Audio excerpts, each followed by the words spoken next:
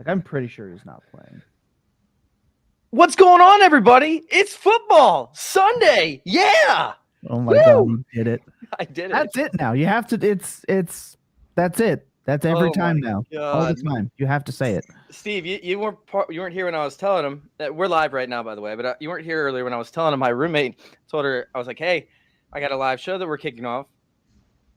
Just want to give you a heads up so you can keep it down a little bit." Keep it. And she, all of a sudden, I hear her in her room. She's like, "Oh, it's football!" Or, "Hey, everybody, it's football Sunday." Yeah, like trying to imitate me. I was like, hilarious, dude. That's great. It was great. It was awesome. So, yeah, it's football Sunday. What's going on, everybody? We are here to answer your start or sit questions. Welcome on into Fantasy Intervention. Please get those questions lined up in the group chat. My name is Chase Vernon. You guys can find me at FF_intervention, and I'm joined by Thomas Tipple over there. You can find him at Thomas Tipple FF. And crying in a corner routinely every week. Yep. And then we also have Coach Steve down below. You can find him at Coach Stephen P over there on Twitter. Oh, man, you guys ready to kick off this Sunday? Oh, yeah. What up, Dave? Dave's in the chat. He said goofies. That's right, Vouch. Dave. Vouch. Going all in. No, it's too dark in here for these sunglasses to be down. I got to keep them up. Big shout out to Pit Viper for hooking us up. Oh, man. Pit Viper. I see you, Giovanni. Welcome on in. Big shout out to Fantasy Football Discussion for allowing us to be here, be part of the Start or Sit show. And I want to give a little bit of an intro, right? Because we got to wait for these questions to get lined up. I want to make sure we have all the injuries, the inactives, in and out. Before we do, I think that Justin Fields this week, right, is an absolute that's convenient. Smash play. Random we've seen the Facebook chat. user says Fields or Brady, so this is a good intro. Well done. It is. I had a feeling that Fields would be part of the Start Sit questions today, but Justin Fields this week up against the Miami Dolphins should absolutely put up enough points to allow you to start him in your lineups this week.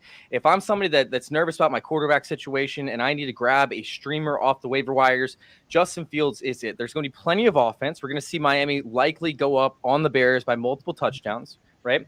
And we're going to see pressure to an extent be put on the edges with the new acquisition over there.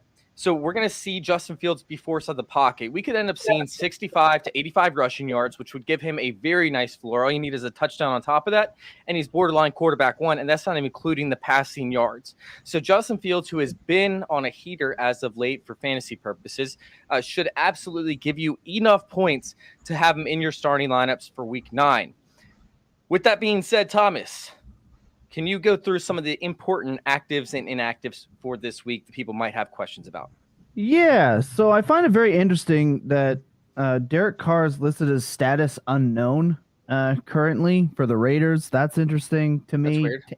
Tannehill, who's Sunday night, good. Like, I'm just going to assume he's not playing. He's listed as questionable ankle, but his practice was a little weary. I would be concerned. Other than that, for the quarterbacks, it's all pretty much as to be expected. Like, we know Swift is playing. J.D. McKissick, yeet, he's out. So that's obviously a bump to Sir Antonio Gibson. Yes, let's go. Antonio Gibson is a huge play this week. Chuba Hubbard is also out. So here comes the man, the myth, the legend, Donta Foreman. Gus Edwards is not going to – it says doubtful. He's not playing, so yeet that. Mark Ingram, he's not playing. Also, it says Devontae Adams, unknown with an illness for today. So the whole Raiders team is just I don't know if they're trying to cover up for last week's debacle. I have no idea. DeAndre Carter, he's questionable. That's an illness again. Jarvis Landry, ankle. Christian Watson, concussion. There are so many questionables, and I would lean all of them being out, honestly, at this point of the day. Marcus Goodwin is out. Keenan Allen. Oh, my God. We know Devontae Parker is out. This is just an absolutely disgusting week. Like, if it's not bye weeks, it's injuries. Just left, right, and center. Jahan Dotson, he's not playing. It's just absolutely disgusting. Cameron Brate not playing. It's absolutely gross. Darren Waller, expect him not to play. Yeah, he's out. He just got ruled out. He just got ruled out. Okay, that hasn't updated here, but it's disgusting. It's really, really gross. And if you're into kickers, Dustin Hopkins, he's not playing. So it's just so far right now, that's what we have updated, but it's disgusting out there, folks. Swift is playing, but not really. If you get 8 points from DeAndre Swift today, you're going to be really happy. But you have to play him. Like, could you imagine you have a team that's either healthy or not destroyed by bye weeks, where you can be like, I'm not going to play DeAndre Swift today. I don't need him. Take a seat, bro. There's no way. You got to play him. You have to. Absolutely. Yeah, it's interesting, man. I got a brutal one where I have 9 players on bye, and I have another 5 players on IR this week. It's brutal. Like, I have Jonathan Taylor, Jamal, Javonte Williams. Like, it's absolutely scary. Oh, Jamar Chase. I have all those guys in one team, and they're all out. So, yeah, it's brutal out there in the streets, guys. That's why we're trying to help you out with your waiver wires. So let's go ahead and get this episode kicked off. We have Giovanni in the chat saying start 2 PPR. We have Curtis Samuel, Romeo Doubs, Cordell Patterson, Michael Carter. Michael Carter up against the Bills for me is an automatic out. Meanwhile, Curtis Samuel is up against the Vikings. So finally, we've seen the Washington Commanders. They've been scripting differently over the past few weeks, and I'm assuming it's because Taylor Heinicke, right? Like Scott Turner, they wanted to bring in Carson Wentz so that they could use Scott Turner's offense so they could get the ball downfield, right? So they could, drop back five steps, drop back 7 steps, and just launch the ball downfield. Well, Heinicke does not have that same arm, right? Heinicke's accurate in short area field passing. So they've been calling a lot more zone-friendly type reads where you see a lot of crossing patterns to get the slot receiver open. The past couple weeks, Curtis Samuel has done very well. He hasn't seen the same amount of targets, but his target premiums have been better because he's been seeing them downfield. Last week, he went 3 for 3 for 52 yards. And I think this week up against the Vikings, who played the second most zone coverage in the league, they play 85.6% of their snaps or zone coverage snaps. I think that we're going to see Curtis Samuel absolutely destroy this team. Easily get you probably 5 for 80 yards minimum. And if we add a touchdown into that, I'll take another 18, 19 points. So it's interesting because their schedule adjusted, like fantasy points allowed to the slot for Minnesota is actually pretty good. It's negative 1.4. So it's kind of like you're taking a strength of a team and lining them up. But at the same time, I think this game's going to be it's Kirk Cousins, like a prime time. So I think you have to play Samuel because the Vikings could collapse. I mean, it's just historically factual that the Vikings struggle in prime time with Mr. Cousins. So I'll take it. I don't trust Romeo Doubs either. I think you play Curtis Samuel, but it is interesting. Everything you highlighted is completely correct, but it's also a strength of the Vikings. So it's kind of a weird situation, but it's PPR, so come on, it's easy money. See, the thing about this though, and I want to go ahead and we'll move on, or we'll get Steven's opinion right after this, but the Vikings haven't played any slot receivers outside of Amon-Ra St. Brown, who took him for 6 for 73. Like they haven't played a single decent slot receiver. Oh, I guess you could say Tyreek Hill and Jalen Waddle, but both those guys put up 129 yards and 177 yards, depending on where they're lining up on the field. But Rondale Moore last week, right? He was the slot receiver they faced, and he ended up putting up 7 for 92 and a touchdown. Outside of Amon-Ra St. Brown, Amon-Ra St. Brown and Rondale Moore, they haven't played a strictly talented slot wide receiver, and against both those guys, he put up points. So I think Curtis Samuel is that dude this week. Meanwhile, I'm going to go ahead and take Romeo Doubs just because we don't know Cordell Patterson's role. He could be very limited in this output, and we could see a 3-headed, running RBBC over there for the Atlanta Falcons. So I'll take Curtis Samuel and Romeo Doubs. Steven, who do you got? Yeah, I'm on the same page with you guys. I mean, Curtis Samuel is a lock for me this week. I expect that the Commanders are going to be down in this game. They're going to force him to throw the ball downfield more. And Samuels has been just solid all season. He's going to give you like 10 to 12 fantasy points as easily as it can be. And then with Romeo Doubs, he hasn't been as consistent, but I mean, it's just a very favorable matchup against his Lions. I mean, the Lions have allowed multiple wide receiver ones this week. Allen Lazard is active, which will obviously help with the coverage, but I don't know how healthy he is going to be receiving the ball as much as Romeo Doubs. So give me Doubs. Love it. Absolutely love it. All right, let's go to Fields or Brady. Thomas, you want to start this one out? I don't like pylons, so I'll take Justin Fields. All right. What you got? What you got, Steven? I'm starting Fields. I mean, I'm in a matchup where I have a similar situation. I just sat Brady to put in Justin Fields. It's just the rushing ability that he has. Miami does allow deep passes downfield, so Fields can get the deep ball going today. I mean, it could work out for him. And Brady, he might get you consistent points, but I don't know. This Rams defense is so-so. They're okay. I just feel like this is going to be like a 10-13 game, this Rams-Bucks game. And then this other game with the Dolphins Bears could be like a 30-24 game. And that's what I'm hoping for. So I'm going to go Fields. All right, we'll take Singletary or Khalil Herbert, you goofies. This is interesting because now Singletary might not get any passing down work. And the Jets have actually been pretty good up against the run. I mean, not great, but pretty good so far this year up against the running back. I might take Khalil Herbert up against the Miami Dolphins front seven in hopes for a breakaway run or two. You would find a way to make it Khalil Herbert no matter what. So I think there's some warnings here to go with your biases. Come on, I'm not that biased towards Khalil Herbert. Chase. I just like him better than Dave Montgomery. Chase. Come on, you're biased. I mean, let's not lie to the people. They deserve better than that. I just hate Dave Montgomery. I know, to a fault sometimes.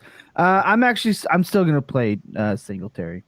I still am because Montgomery still exists as much as Chase doesn't want to admit it.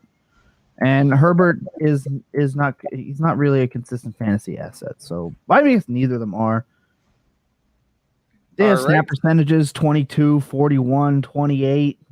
It's not great, but when he gets the ball, he does well. It's really tough to say. I was against Dallas last week for Khalil Herbert. This is Miami. I'm still going to play Singletary. All right, who you got? I'm going to side with you, Chase. I'm going Khalil Herbert on this situation here. This could turn into a three-way committee in Buffalo now with Hines and James Cook. I don't think they just go away completely from James Cook, but he's going to see still going to see a couple, carries and targets here and there. So Herbert's for me is it looks like a better back right now in Chicago. I love how we saw these victory laps from people throughout the early part of the week on like James Cook because he had this massive play, right, where he just looked sick. And then a few days later, after all these victory laps go off, you just see them go out and acquire Hines. And what's depressing about that is Cook did look good when he's on the field, and they were just like, "We're not using you."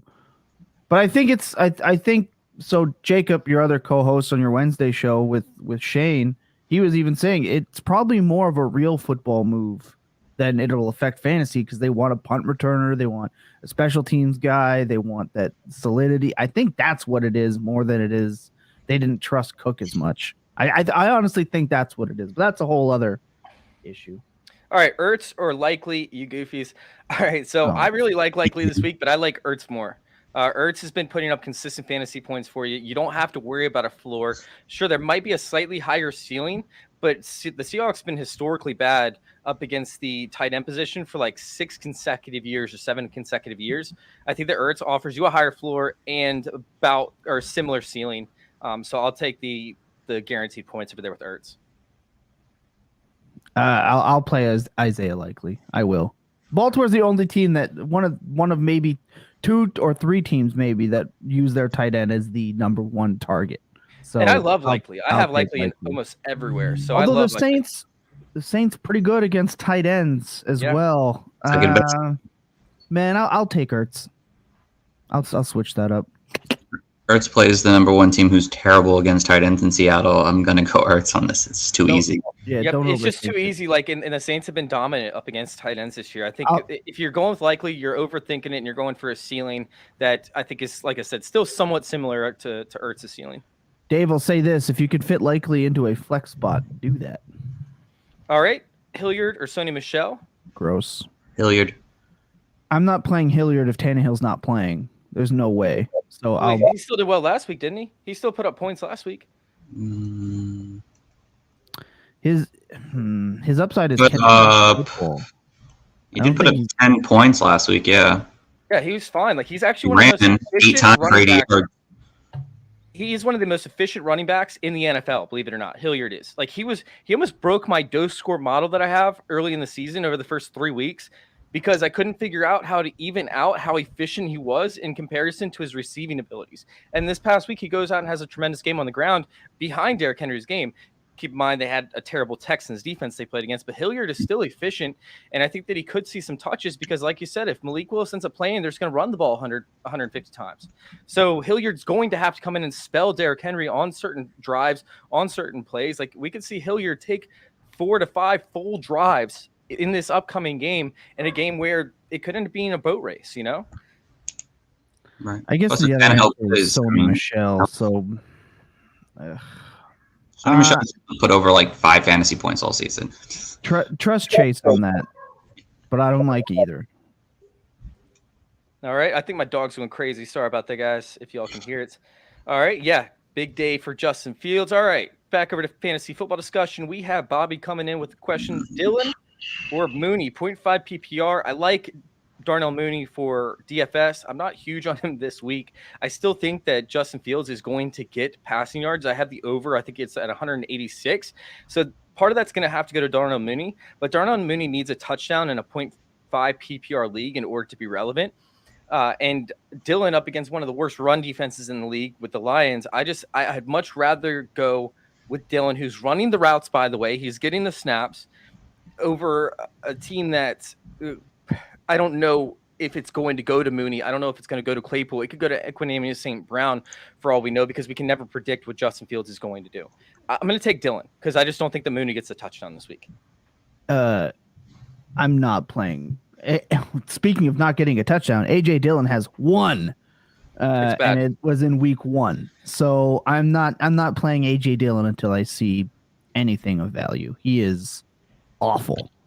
Yeah, disclaimer: I'm a huge AJ Dillon stan. I love AJ Dillon. I think that he's going to shoehorn AJ Dillon and Khalil Herbert as his answer one way or the other. Just know that. No, it's Mooney. Like, we're not talking about a guaranteed surefire guy in Darnell Mooney. Darnell Mooney hasn't given you fantasy better than points. AJ Dillon. That's debatable. Steven, who you got? I mean, honestly, it's a coin toss for me. I might just lean Dillon because I think the Packers will be ahead in this game. Personally, I don't know. I mean, the Bears are going to be behind, hopefully, against the Dolphins, but you never know with Miami. But Dillon, I feel like Dillon just will be able to get you 10 to 12 points. While Mooney, I don't know if he will or not. He could, but he also could rarely not. So. Yeah, I mean, Darnell Mooney has 25 receptions on the season thus far throughout 8 games. It's 3 receptions a game, just over that.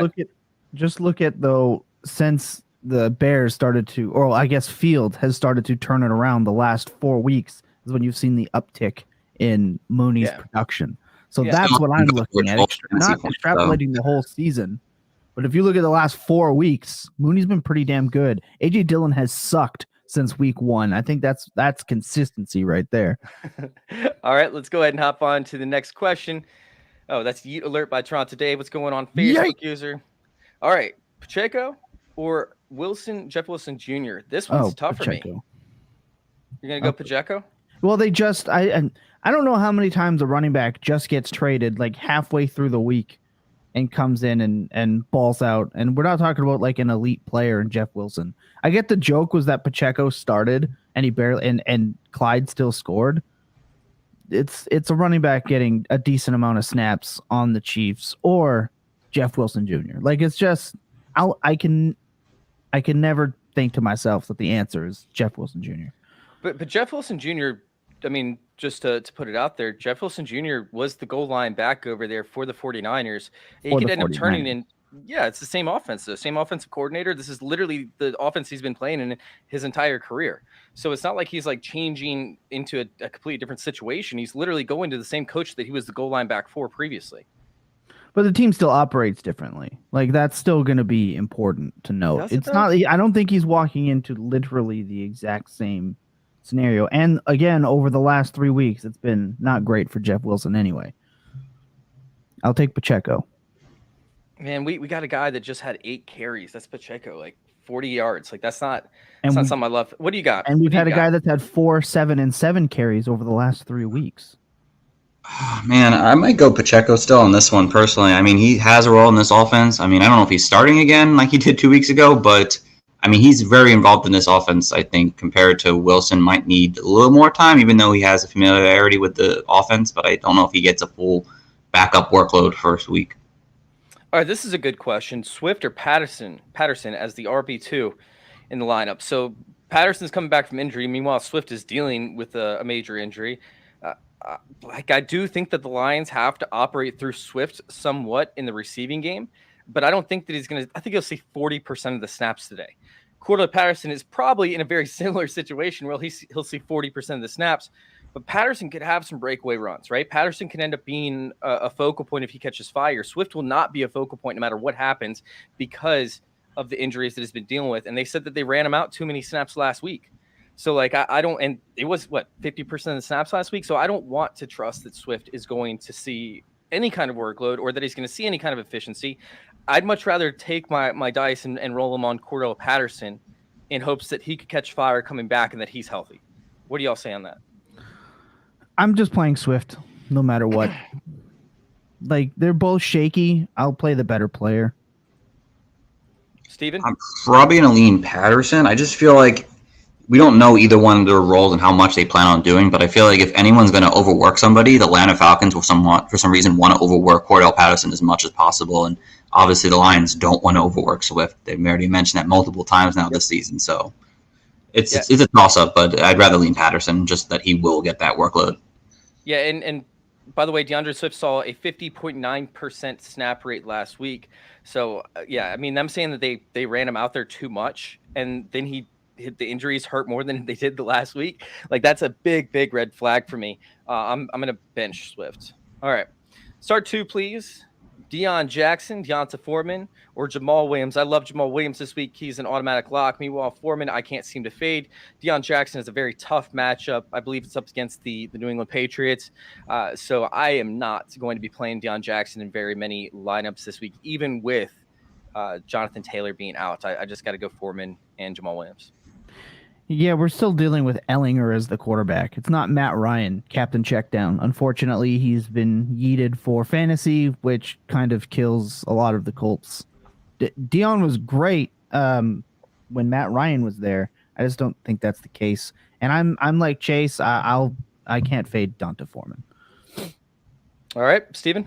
Yeah, I'm on the same page with you guys. Foreman, it has that workload with Hubbard out today, and then Jamal Williams has just been too good this season to pass up.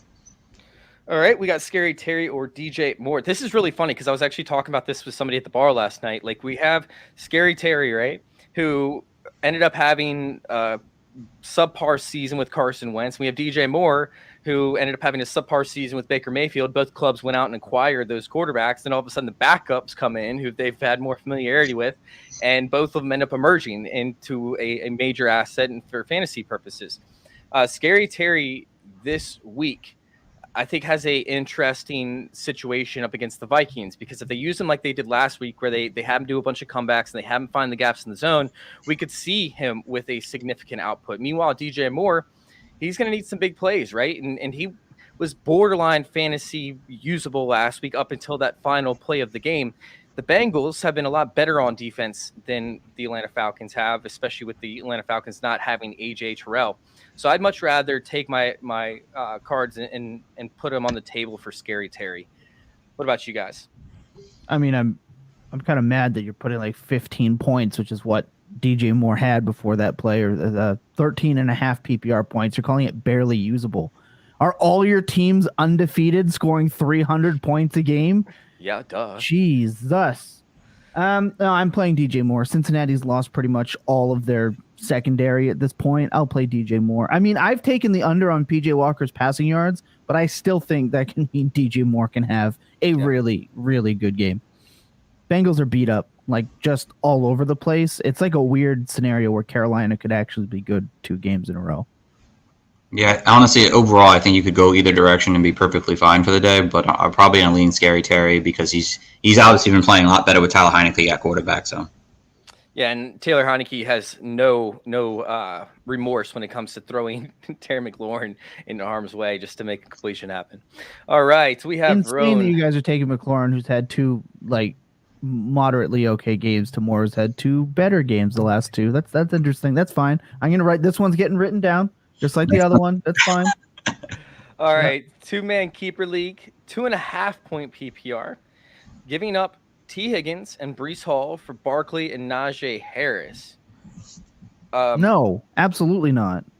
Yeah, I don't see the point to this. Breece Hall has, a brighter future than Barkley or Harris, probably both combined. Meanwhile, T. Higgins has just as much immediate value as Barkley does right now. I mean, T. Higgins could end up being, top 5 wide receiver from here until Jamar Chase comes back. So I'd much rather have those guys than Barkley and Najee Harris.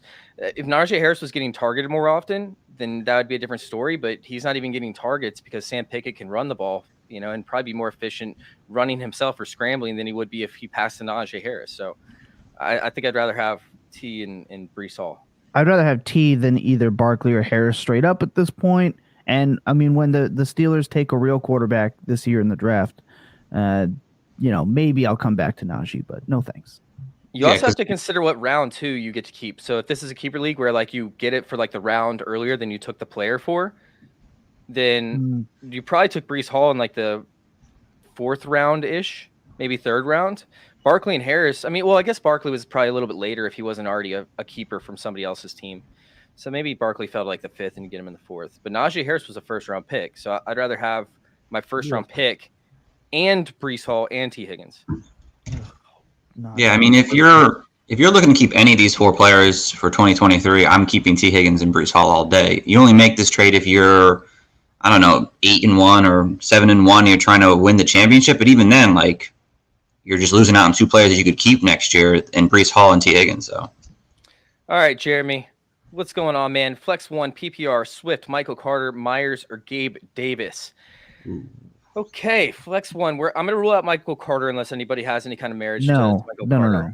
No. Play the receiver in a flex always, pretty much. Chris Moore has been better in the slot up against opposing slot receivers for the Colts. So I'm going to go ahead and take Myers out just because I don't think he has the upside. And then I'll probably take out Swift just because of the injury concern. I'm going with Gabe Davis. Yeah, it's pretty much Gabe Davis if you ever just want an opportunity to win your week. He's either going to win you your week or do not a whole lot. So I'll go Gabe. And Sauce, Diggs is going to see the Sauce treatment, so we'll see if he gets Sauce this week. But Gabe Davis should see plenty of opportunities to get a touchdown in this one, see multiple red zone targets. Steven, where are you sitting? Yeah, I mean, if you want that upside play, it's Gabriel Davis for sure. I'm not completely out on Jacoby Myers because he's literally the only part of that offense that actually runs well in this New England offense. So if you wanted a safe floor, I think he could give you still 10 fantasy points, but Gabriel Davis is probably the better answer if you're looking for that upside.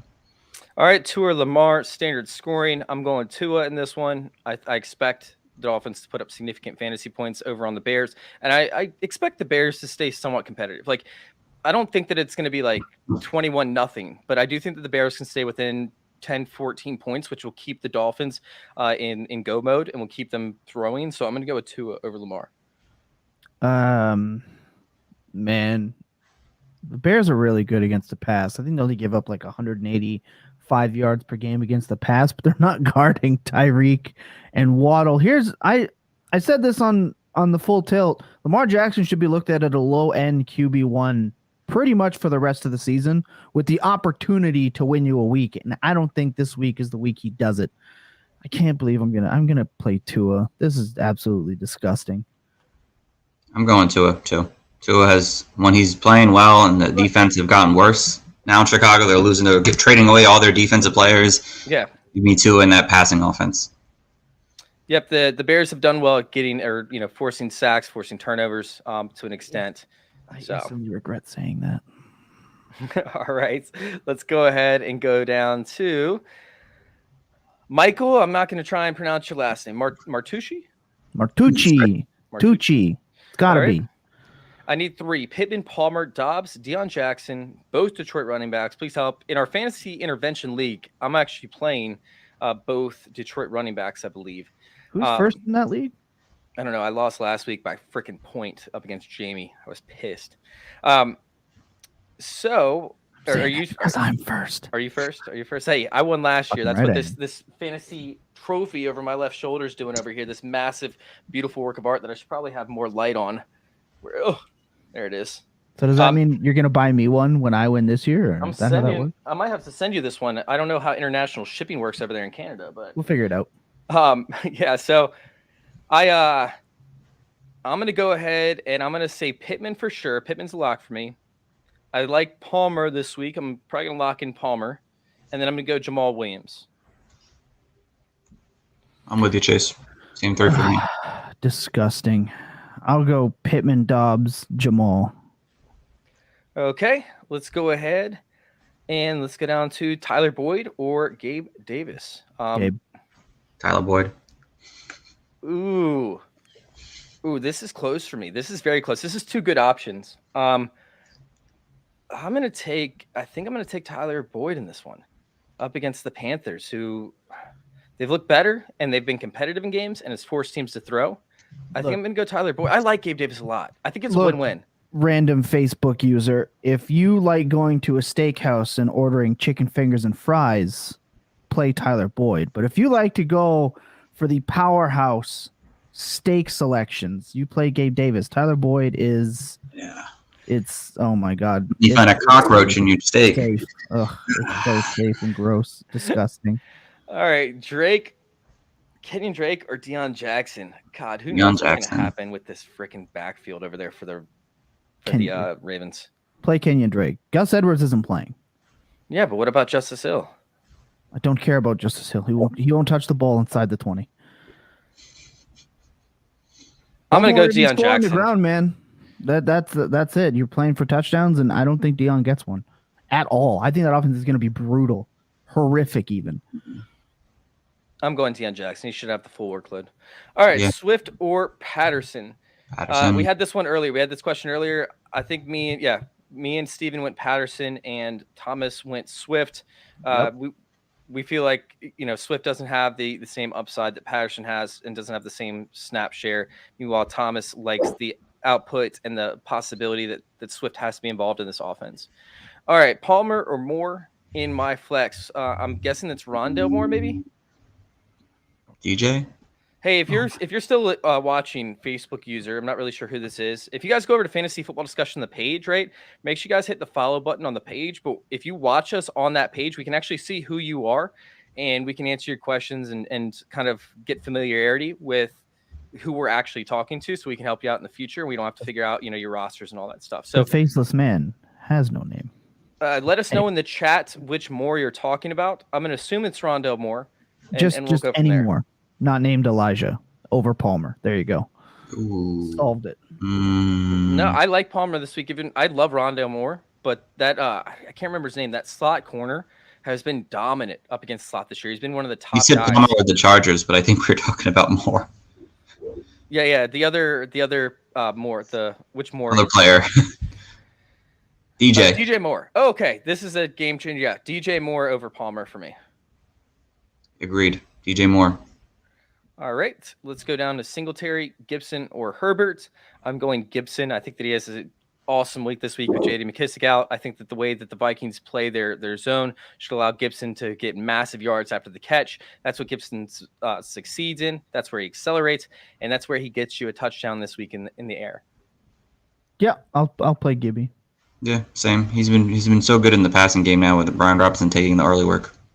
All right, Palmer or Deion Jackson, full PPR. I'm going Palmer. Palmer. It's not Matt Ryan anymore. I'm sure that Thomas will agree.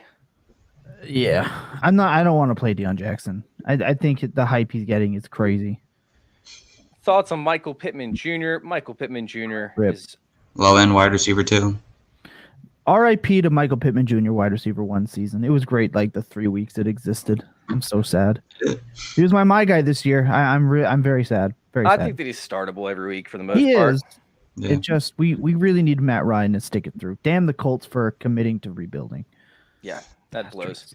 All right, Juju or Pittman for the flex? Okay, this is a good question for me because I think that Juju has been performing well recently.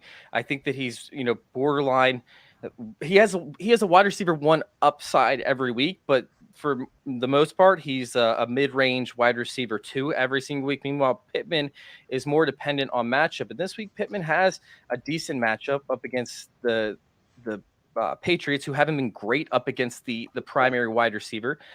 They've been okay, but I think I'll take Juju this week in a game where if we see breakaway runs, which is likely from Derrick Henry and from Hilliard, that the Chiefs will have to continue to pass, and I'll take Juju Smith-Schuster to be a major part of this offense this week. I'll also take Juju. I just think he could. If he scores, you're good. Probably going to lean Pittman slightly. I feel like this game could be really out of hand, that the Chiefs are still ahead and they don't need to throw the ball as much. Yeah, we're definitely gonna have to see some high level of efficiency from the Titans if they are gonna have to pass. But I mean, I'm looking at the targets for Juju Smith-Schuster, right? 8 targets, 3 targets, which sucks, but 7, 7, 7, 5, 7. He's seen 7 targets every single game. They're high value touches for a lot of the time. 2 touchdowns over the past 2 weeks. There's a good chance the Colts just get dog walked this week, and I'm not relying on Michael Pittman against the Patriots with Sam Ehlinger. Like it's all your expectations, bring it all the way down, and just I would rather take a meh player in a great offense than a good player in a putrid, horrifically awful, bad offense that has no redeeming qualities. It is shite. All right. We have our next question over here. Khalil Herbert or Brian Robinson in the second flex spot. Do not play Brian Robinson this week. No. Don't play Ever. Brian Robinson. Ever. The Vikings have been very good up against running backs that like to run up the middle. They've been somewhat dominant. We could see a situation where Washington goes down early and all they have to use is Antonio Gibson. There's not too many situations where I want to play Brian Robinson. He was never a good pick to start out the year. He wasn't a good pick at any point in time. Like even prior to when he was being named the starter, it was never going to work out for Brian Robinson. It's not going to work out this week. Go with Khalil Herbert. Great story, not a player I want to play. All right. Get how fat my face is. Oh my god. Roan, what were you saying here? 4TG. I'm trying to look back on You ever want to realize how fat you are? Shave your beard. 4th round. I think you were talking about the 4th round pick for when Breece Hall got drafted, I'm guessing. Maybe it was Saquon Barkley, but either way, I think we answered that question pretty accurately. All right. How can you sit Jackson, the rushing upside, because the Patriots have been dominant and Sam Ehlinger likes to run the ball, so he doesn't see targets? He's talking about Lamar Jackson. So gotcha. So check this out, man. Lamar, and the reason I say this, and it super sucks, the situation that Lamar Jackson is in. 18 out of Lamar Jackson's 33 games, he's finished outside of the top 10 as it is. Now you're going to remove his top assets. That's since 2019, by the way. He finishes over 50% of his games outside of the top 10. And if he doesn't do that, he's in the top 5, and that's just few and far between. He's 10 of his 33 games, he was top 5 or better, leaving only 5 games between 6th and 9th. They're either winning the week or he's outside of the top 10. He's missing his 2 best weapons against a good defense. It's no bueno, man. It's rough. Next question. What's up, fellas? Happy Sunday. What's going on, Zach? How you doing, man? I've traded Jonathan Taylor, Fournette, and Amon-Ra St. Brown for Cooper Kupp, and he threw in Kareem Hunt. What's your thoughts on this trade? I need some flex help this week as well. Tyler Boyd or Jacob Myers. Bye weeks. Gotta love them. Yes, you do. Thoughts on the trade is that you made an executive decision to punt your first overall pick, and I understand that. That's cool. I had to mute Stephen. I get it, man. Sometimes you got to move on, but Amon-Ra St. Brown right now is in a prime position to produce for the rest of the season. So I think you gave up a little bit too much in order to get Cooper Kupp. I get it. It makes sense. And it would work if Nick Chubb gets hurt. Like, then I think that it's a win. But unless something happens to Nick Chubb, I think you're kind of stuck in a tougher spot. And I think you gave up too much in a desperate move. As for your question, Tyler Boyd or Jacob Myers, I'm going Tyler Boyd. Yeah, they're both basically, Linus's blanket, but I will take Tyler Boyd. I got it, Chase. You're good. You can do what you got. You have to, Steven. Yeah, Tyler Boyd for sure. I don't like the trade personally, and I love Cooper Kupp, but I don't know if he's worth 3 players that are startable for a team still, even though Jonathan Taylor has not played well. But definitely Tyler Boyd this week over Myers. All right, let's go ahead and hop on to the next question. Geno Smith, Jared Goff, or Brady. I think I'm going to fade Jared Goff. Amon-Ra St. Brown should have a decent game. Outside of that, I really don't see anybody that's going to be used as an asset in the receiving game. Maybe you get some Cleve Raymond, usage, but like it's not enough to make me want to play Jared Goff. Geno Smith, meanwhile, has a great matchup up against the Arizona Cardinals. I would rather play Geno Smith over Brady. Give me Geno in this decision, Jose. I'll actually play Brady there. We're talking about 3 pylons. I'll take Brady, who has the better weapons. I'm probably going to lean Geno. He's just been solid. I don't know if he's going to put up, like Brady could put up more points, but also Brady could have put up less points this week. Geno will get you like 18, 19. I'd rather go Geno. What a world. Safety, which is weird to say out loud. Yeah, I know, right? So strange. All right, let's go ahead and hop down to Robert Woods or Terrace Marshall. Keep in mind, we have about 15 minutes left if the questions don't end prior to. So get your questions in. If you guys have any, let us know what your start sit decisions you have to make are. All right, Robert Woods or Terrace Marshall this week. Flex, deep league. I'm going to go Terrace Marshall. I think that Terrace Marshall's actually seen targets. He's getting some usage in this passing game, and he's looked okay. He's actually looked pretty good so far. He doesn't look great. He doesn't look like a stud that a lot of people were thinking they were getting when the Panthers drafted him. But I'm not playing Robert Woods. I don't care if it's with Tannehill or with Malik Willis. I do not want to play Robert Woods this week. I'm fading him as hard as I possibly can. Terrace Marshall. Get ready for 2 targets for Robert Woods. No thanks. I'll play, and it's Terrace Marshall. Oh, did I say Terrence? Sorry. Well, no, it's he typed it as Terrence. Oh, okay, I was about to say. All right. Yeah, Marshall for sure. Yeah, 9 targets last week. That's crazy. 9 targets, 87 yards. Just took a year. That's all. Yeah. Well, year and a half. All right, let's go with Conklin or Cade Otton. Conklin or Cade Otton.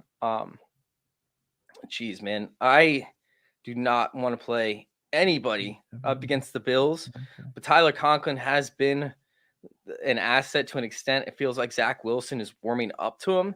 Steven, do you have a take on this one?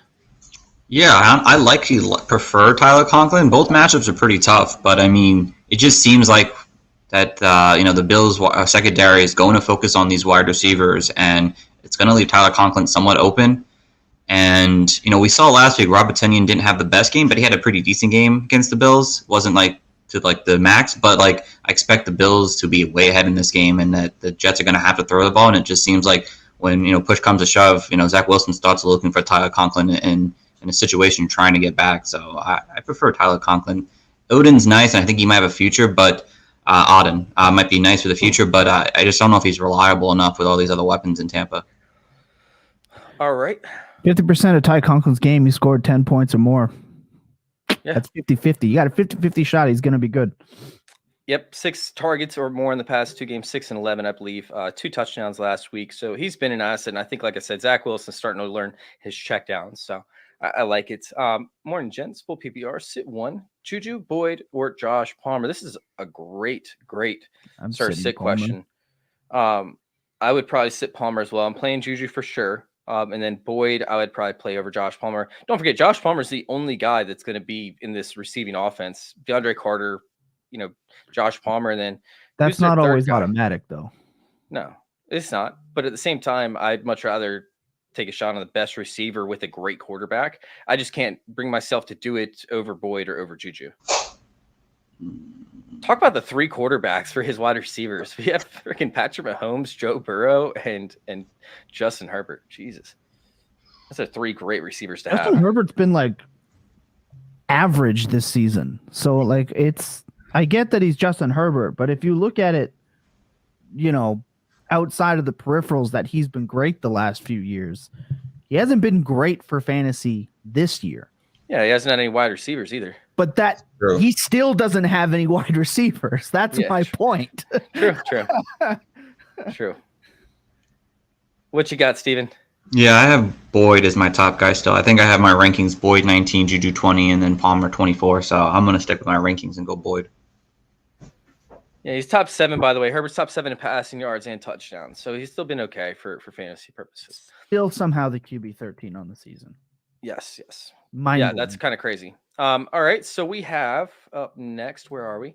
12-team non-PPR. Need 1 for flex.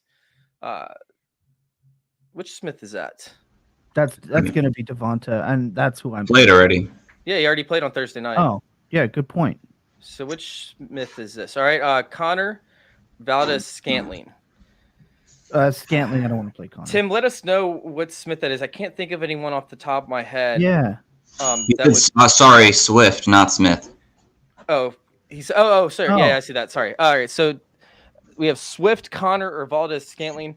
Okay, this is where my line lies for DeAndre Swift, where he could still be efficient enough and see enough targets to make him relevant. So this is where I would actually play Swift over any one of these guys. Yep, same. Agreed. All right. Dylan or Swift non-PPR? I'm going Dylan. I don't think that Swift sees the efficiency needed this week to make him relevant in non-PPR. And if it's not for PPR, Swift is not a top 12 running back. Yeah, I'm with Dylan on this. Oh, gross. I don't know. I'm going to be different and just say Swift because I just never want to play Dylan. Shout out to that ponytail. Shout out Palmer from that Toronto area, like me and TD. Toronto lives today. Shout out. All right. This is going to be our last question unless y'all get any more questions in. Oh, we got one more question in. Like I said, we have about another 8 minutes or so to finish up these questions. So if you have any questions, get them in now. If not, then we're going to finish up after not this question, but the next one. All right. We have Marshall Jr., Terrace Marshall, or Hollins, or MVS. Mac Hollins is an interesting spot if Devonta Adams ends up missing this game, right? Because we saw he had an illness. What time do they play? Is that a 4 o'clock? No, that's a 1 o'clock game. He should already be the active or inactive report should have already come out. Thomas, can you check that out for me? I'm on it right now. All right. So Hollins is interesting over whether it's MVS or Marshall. I'm going to take Marshall in this one and the usage that he's been seeing with the quarterback situation and Robbie Anderson leaving town. I like Terrace Marshall over MVS. Mac Hollins really depends on whether or not Devonta Adams is active or not. Steven, where are you sitting on this one? I'm probably going to go Mac Hollins, honestly. Darren Waller is already out. The Jags secondary has been not so great over the last month or so now. And I feel like the Raiders need to somehow get back on track here this week. And if, Devontae Adams is anything less than 100%, it kind of open the door a little bit for Hollins. I mean, Marshall's solid. MVS is just way too boomer bust I'd want to play. And Marshall's matchup is, I don't trust the quarterback. I don't trust Derek Carr either, but I trust Derek Carr a little bit more than PJ Walker. So probably go Mac Hollins on that. Adams is off the report. Okay. That's great. Thank God, because I have one league where Adams is literally the only starting receiver that I have outside of Rondo Moore. So that would suck to actually have him out as well. And that's a team that's like 7-1. So glad to hear that. All right. Derek Carr is also off the report for the record. Okay, cool. Marshall Jr., Hollins, or MVS, Thomas? Oh, my God. MVS, he might score. I don't know. Don't watch, though. Don't watch. All right. Are you playing Michael Pittman versus the Patriots with this young quarterback starting for the Colts? We kind of talked about it earlier. Go ahead, Thomas. Here's my question. Again, anonymous Facebook user whose name and picture we can't see. What position are you in to say no, you don't? Really deep down, what's the actual option? Right? He's still a good player. You should play him, but what are you playing? I don't know, Arcega-Whiteside over him? No. What are the options on the waivers to beat him out? That you have to play him at this point. Well, Cleve Raymond could be on there. Would you play Cleve Raymond or? No. Okay, Matt Collins? No. Okay, where is the line that you draw then? Tyler Boyd. Yeah, I'd play Tyler Boyd over him. Yeah. But he's not on the waiver wire and you should already be playing Tyler Boyd. But that's my point. What are the real, you know what I mean? It's tough. Yeah, Robert Woods is the option on the waivers. No, you don't do that. You have to play Pittman. Play Pittman. All right, yeah, I'm gonna stick with Pittman's a play in most weeks. By the way, I'm not as that's what I mean. Yeah, you pessimistic as a lot of people are on Michael Pittman. I think that he could still finish up as a wide receiver 1 towards the very tail end of the season. From here to the rest of the season, I think that he could, as long as they start letting Ellinger throw a little bit more often. I mean, we have to see what happens, but he still put up double-digit fantasy points last week, and we act like he's buried on into nowhere's land as a wide receiver. He's still right there with the Terry McLaurins. He's still right there with the DJ Moores. That's where he falls in the rankings for me for the rest of the season. Right. Maybe the new OC will be a difference maker, change things up on this offense. I mean, it was a really bad offense, and maybe now that the OC's fired, maybe someone on that team can get a spark going. That offense was 8 so crossing bad. out the game to Pittman, and I'm happy. That offense was so abysmally bad. I went back and I watched some of the film right after Matt Ryan got fired. And I watched the past 3 games prior to, and Matt Ryan was actually good, and he was operating the offense the way that it was meant to operate. Like he was making all the correct reads. He wasn't making bad throws. Like he was pretty overall, like he was doing what it was asked to do. That's why I was so shocked that he got fired. But obviously the Colts just wanted to go into a quick rebuild. So that's the reason as to why they benched Matt Ryan. But Matt Ryan was doing everything that the offense called for. I'm glad they fired their offense coordinator. Also, please just take Ryan Tannehill out of your lineups right now. Like Sleeper's already gone and changed his projection to 0. Like it's trending to down bad. Please just go now. Go to Dynasty Planet, type in your thing, and look up where you have Ryan Tannehill and just take him out and play it safe. Please do that right now. And also, if you're going to go ahead and win your leagues, right? Like when you win your league, I need y'all to go out there and get a trophy from Trophy Smack, TrophySmack.com. You have your belts, you have your title belt. My belt's missing. I was messing with it last night with my niece.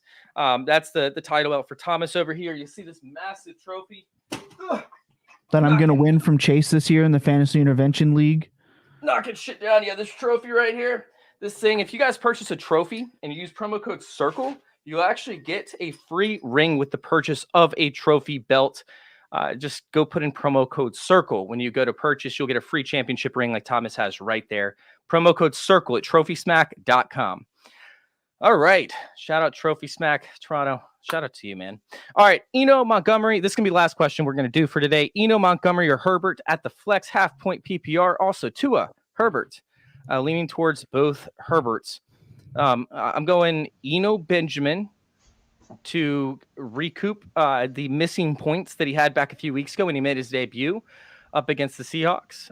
Listen, the Seahawks have been a lot better up against running backs, especially on the ground, but they're still very porous to receiving backs, and Eno Benjamin's going to play that role, even if James Conner does play. So I'm going to see Eno Benjamin get probably a good 60% of the snaps, end up dominating the touches in the air, and hopefully give you a week that we hope to see when he debuted up against the Cardinals. Debuted up against the Seahawks back, week 6 or 7? Meanwhile, I'm going to go with Tua over Justin Herbert. I'll play Tua and I'll play Montgomery because he's still the starter on that team, regardless of what Chase will tell you. I don't see that. Tua for sure. I want to stick to Herbert, honestly. I'm going to go with my gut and stick with Herbert. Really?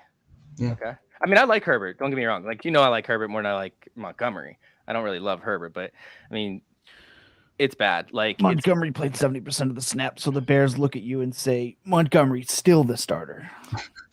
God, he's worse than Ezekiel Elliott over there. All right. Okay. He is. No He's one's worse. than Zeke. 15 carries, 3 receptions, totaled 75 yards, Thomas. That's terrible. That's brutal. That is not what they want. All right. Thank you guys for tuning in. We will see you guys on Wednesday night at 8 o'clock over there on youtube.com/fantasy intervention. Big shout out to Fantasy Football Discussion over there on Facebook. Go check out the page if you're part of the group. Go check out the page if you're part of the group. Make sure you guys hit follow. That way you can watch our shows and we can know who we're actually talking to versus just Facebook user like this guy. All right, head over there and go check out Fantasy Football Discussion on Facebook. Hit the follow button on the page, and then go check out youtube.com/fantasy intervention on YouTube. We will see you guys on Wednesday, 8 o'clock, and if not, we'll see you next Sunday at 11:30 to answer your starter sit decisions. And Axel just came here to say JT fucking sucks. Later, guys.